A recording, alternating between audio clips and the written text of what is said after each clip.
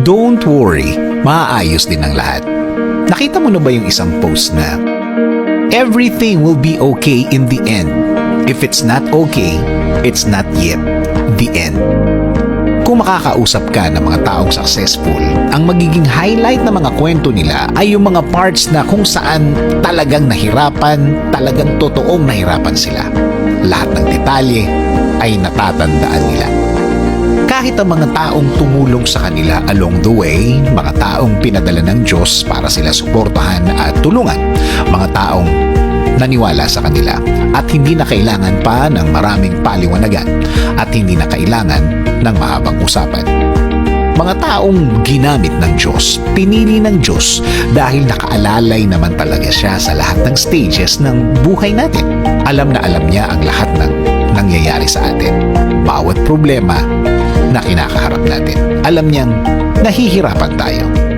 Ang importante, hindi ka sumuko, hindi ka umayaw. Naniwala ka na maayos ang lahat. Everything will fall into the right place, right places, na lahat ay maayos. Ang lahat ay hindi pa final. Nasa gitna ka ng proseso. Nasa gitna ka ng pagbabago. Minsan, nagtataka tayo, nasisiraan tayo ng loob na bakit parang mas gumulo ang sitwasyon mo. Parang mas naging ng problema tayo. Bakit hindi nag-work out ang plano mo? Bakit parang walang nangyayaring maganda? Tama, di ba? Nagpaplano tayo ng mga bagay-bagay pero bakit ganon? Parang hindi umaayon sa gusto natin, parang mas lalong lumalabo ang lahat. Hindi nagiging effective ang lahat. Bakit walang sign o signs na magiging okay ang lahat? Minsan ng mga pangyayaring ito, ang mga bagay na ito, ay kailangang hindi matuloy para mag-turn tayo sa kabila na mas ikakabuti mo, para mas magiging magaan ang lahat. May mga lesson tayong kailangan matutunan para alam natin ang aral na yon, para magamit sa mas malaki at mas magandang plano.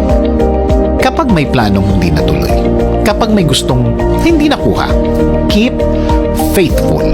Tuloy lang ang paniniwala. Tuloy lang ang paniniwalang magiging okay ang lahat. Magdasal na paglinawin niya ang isip mo. Maging peaceful ang puso at isip mo. Again, magdasal. Huwag pakikinggan ang mga daldal ng ibang tao sa paligid. Kung alam mong may peace ka sa puso mo, tuloy lang. Kung malinaw na malinaw sa isip mo ang pangarap na gusto mo, Diyos na ang naglagay ng vision na yan. Inilagay niya yan sa isip at puso mo para maiintindihan mo na tuloy ang plano, tuloy ang pangako.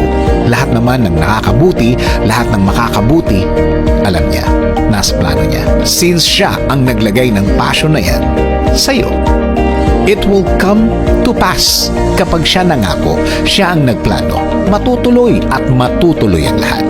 It will definitely come to pass.